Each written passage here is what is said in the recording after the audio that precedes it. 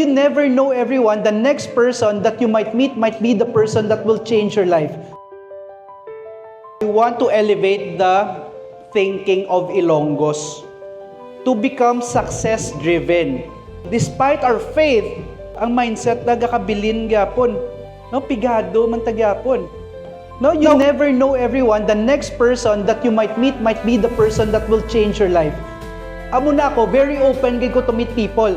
Kay may mahambala na siya, uy, amo na galing kailangan ko sa amo na time.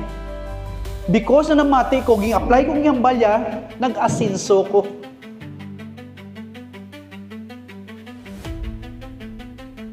Baka, magwalang pare-pareha lang ginag.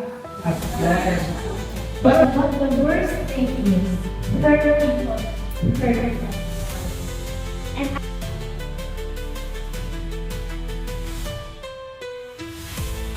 And I'm so grateful sa program because like sa 500, I can say 500,000.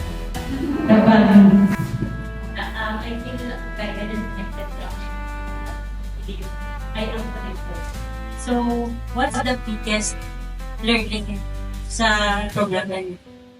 I am artist. Okay lang. We just don't know that there are other crazy people like us. Just have to find the crazy people. Here. This is a group of crazy people. No, it's a group of people who wants to be the best version of ourselves. Imagine nyo na lang everyone, kung yung mga Ilonggo pariya sa atong maminsa. Imagine, wala, dapat na mabuligay ka na, wala crap mentality.